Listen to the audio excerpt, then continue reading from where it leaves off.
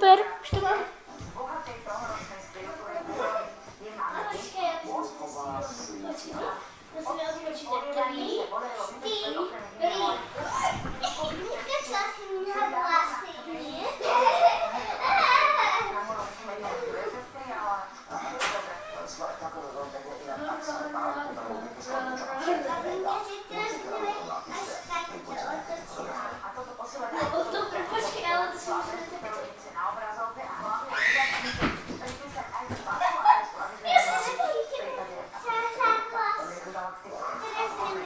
Ja som spadla. Počkej.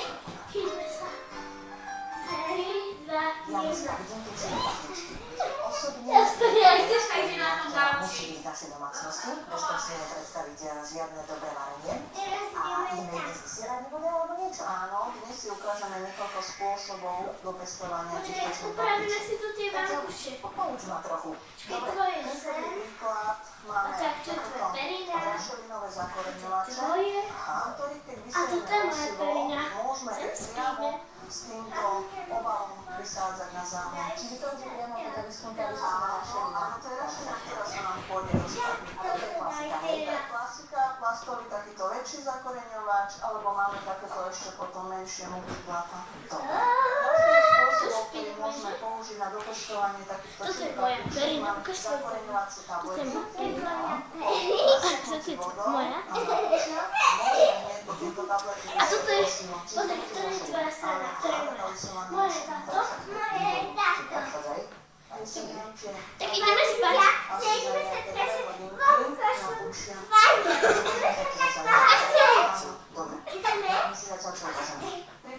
Alebo toto musíme upratať. ktorý sme obohatili o perly. Substrát pre Teraz, áno, robíme si vysvetľovacím kolíkom jemné pianky, do ktorých budeme osivo vysielať. Mala byť hlboká asi 1 cm, aby nám osivo vyklíčilo. Jani, tie papričky sa nejakým spôsobom rozlišujú? Sú ostrejšie, menej ostré? Áno, jednotlivé obvody rozdeľujeme podľa stupňa pálivosti a podľa intenzity pálenia, čiže podľa taxicínu, ktorý obsahujú tie jednotlivé odrody. Takže môžeme po jednom osive. To stačí úplne a vypáliť. Musíme to osivo zakryť a jemne zavlažíme. Dobre, to už nechám na teba. Osivo nám môže vyklíčiť za 1 až 6 týždňov. Pri odrodách je to rozdielne. Aké potrebujeme na to podmienky? Čo je teplota? Už pri výseve im udržiavame teplotu približne na 24 až 26 stupňov. Počas vegetácie znesú aj vyššie teploty. Ich optimálna teplota pri pestovaní je 25 až 30 stupňov. Čiže rozdiel v týchto dvoch je teda jasný. Toto už máme rašelinu priamo, čiže toto môžeme nastrihať aj dať priamo na záhon a to rastlinky vytvoria krásny koreňový systém, čiže koreňový balík, ktorý vyťahneme približne po tých 6 týždňoch. Môžeme tieto rastlinky presádzať do takýchto šrepníkov. Dobre, Jani, a teraz už nám to asi podrastie do tejto rastlinky, rovno z toho, čo je to, to sa môžeme povedať, asi tešiť sa. Takýto úrovni sa môžeme tešiť už v lete. Môžeme pestovať, to znamená v interiéru alebo trojačné rastliny. S tým, že kvalita plodov každým rokom už klesá. A poslednú vec, ktorú by som od seba chcela, je tieto naše tabletky. Čo s tým ďalej? Lebo to môžeme hneď napúčať. Áno, jedným, že po 2 hodinách máme takéto krásne napúčané tablety, do ktorých môžeme vysielať osivo.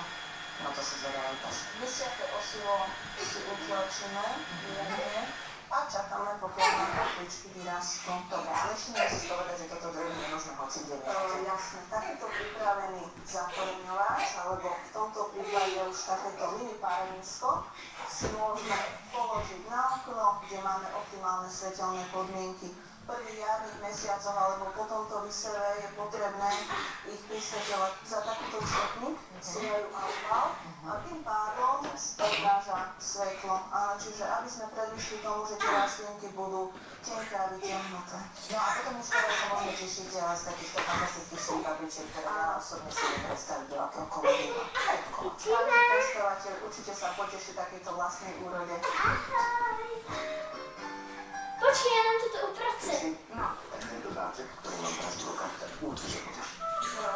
No počkaj. Musíme to napraviť.